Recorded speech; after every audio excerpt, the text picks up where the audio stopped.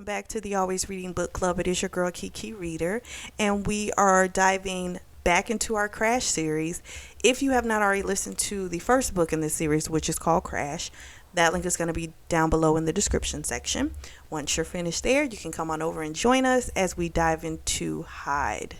We pick up right where we left off, and Lainey tells the stranger, I hadn't planned on doing that. And the stranger tells her, I know. And he says to her, you want to stay? Don't you? And she was like, yes. So then he tells her what she's got to do. So he tells her, make a fire. And that's going to get rid of like the blood and the snow. And then he tells her, bleach the axe and then throw it away in the river. Because by the time it reaches someone, they're just going to think, oh, free axe. They'll take it home. We're done. So he's going to take the snow machine and the body and make it appear as if there was like an accident. And then the animals in the woods, and the elements, they'll pretty much take care of the body. So he leaves. She, of course, has all these different thoughts going through her head. She reminds herself, stay strong, don't throw up. Because, she just whacked someone. So there's a lot of things going through her mind.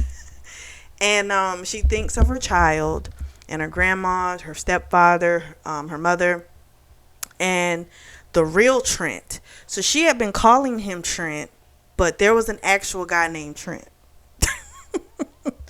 And she just says that they both allowed the situation to get out of the control. So, we'll be able to dive into that a little later.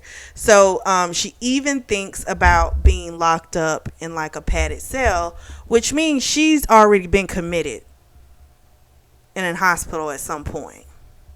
So with all this thinking, her ass takes the axe to the river. She has to crack it open because remember it's ice.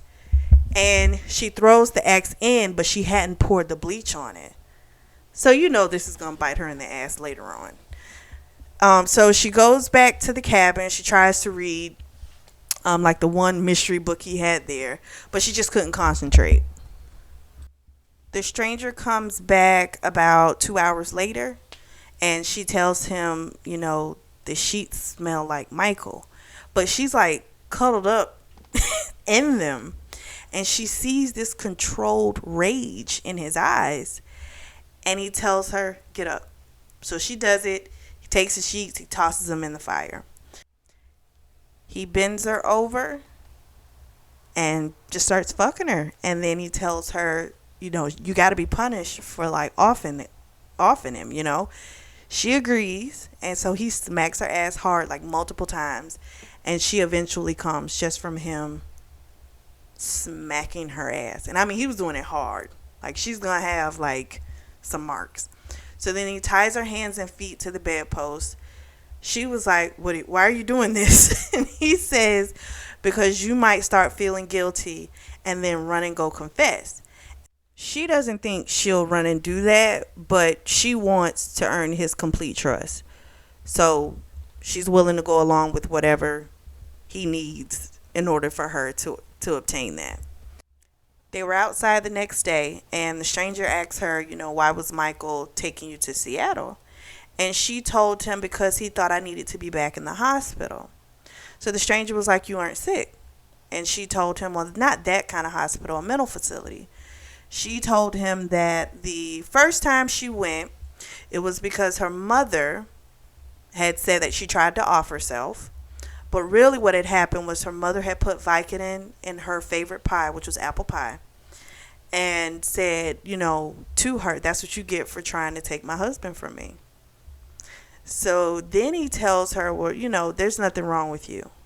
He tells her, go inside. She does. Not too long after she goes inside, she starts to hear like elevated voices outside, and she hears like more male voices. And so she goes to the window and sees two men with their rifles, and they're talking to the stranger, and then they point to her. And so she comes outside, and the man says, you look like the woman that was missing from that plane crash. Are you okay? We can get you away from him and keep you safe. So these were the same men that she had took off running to the other day when she had fell into the ice because it was too thin. These are the guys that she was running to. Clearly, the two men didn't buy what the stranger had told them because they're back with their guns. So she comes down the steps. She tells them, I'm fine. The stranger's going off because he's pissed. And he's like, this is my wife, and you're coming here. You're trying to search my home. Because they had asked, like, can we look around? Like, I'm like, first of all, who's ever going to do that in general? Even if this is not a bad situation, who's going to just let you come in their house and search? The stranger tells them, her name's Stephanie, and, she's playing the little doting wife to the stranger because she likes hearing this. You got to remember this. She likes hearing this type of stuff. So eventually the men leave.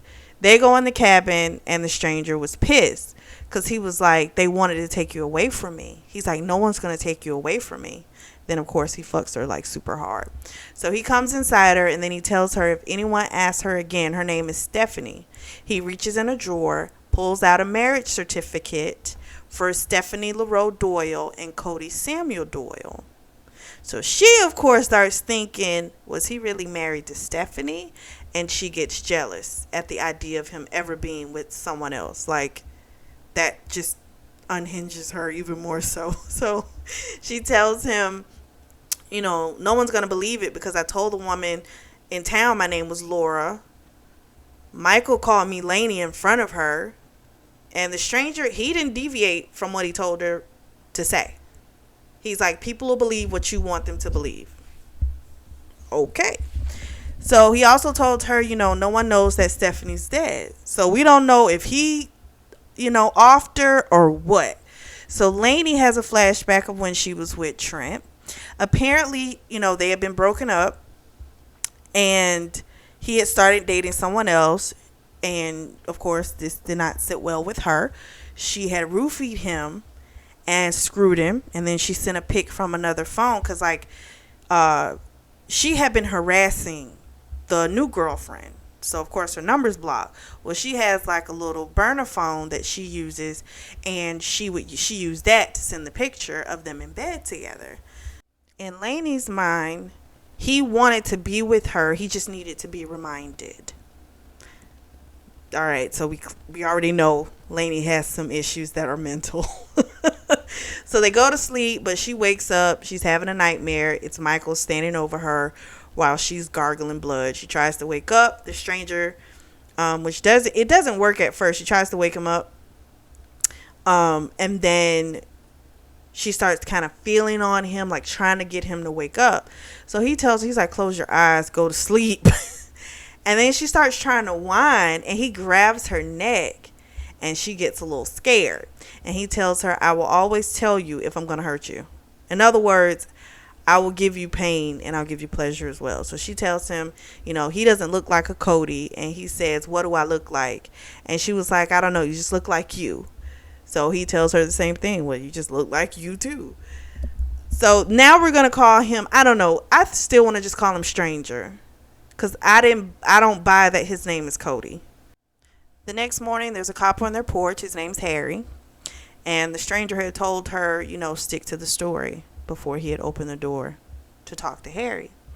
So Harry's looking at her, and she figured, what? The best thing to do is tell the closest thing to the truth. Because it won't sound like a lie. So she tells him, yes, my name's Lainey. I think it's Turner is her last name. And that, she just hadn't let anyone know that she was back home, that she was okay back home because she doesn't really talk to her family. And she told him, we saw a friend of mine in town and told him, what had happened. She also told Harry that, she had decided to kind of see what could happen with the relationship between her and, we'll say Cody, I guess. Because that's what she's telling Harry. His name's Cody.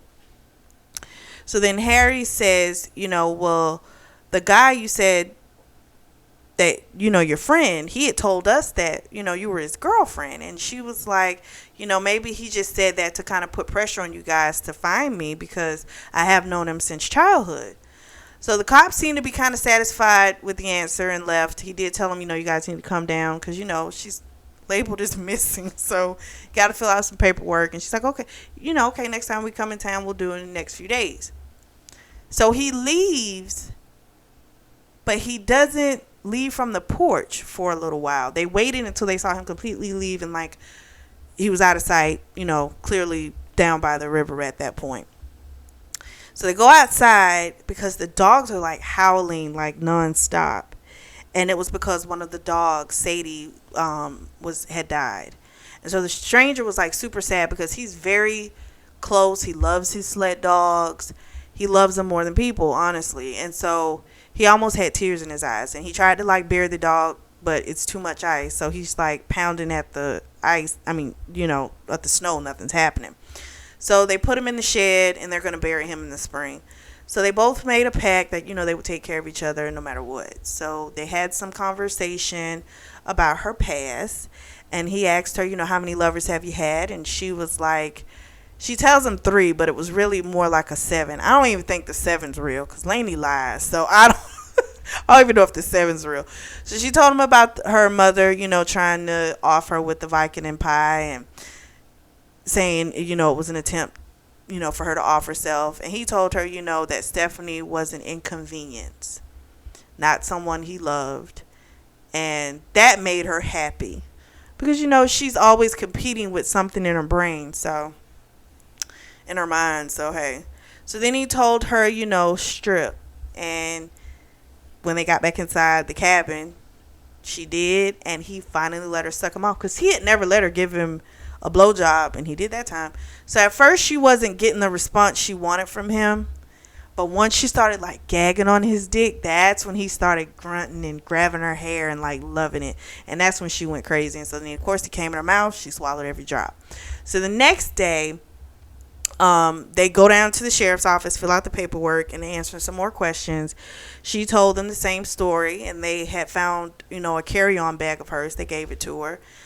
They went to the diner next door to have lunch, and for her to kind of call Michael's phone and leave a message because, they got to keep up this thing that, as far as they know, he went back home. Of course, on her phone, she has like a flood of messages. One of them is from a guy who's a friend of hers named Harrison, and he like confessed his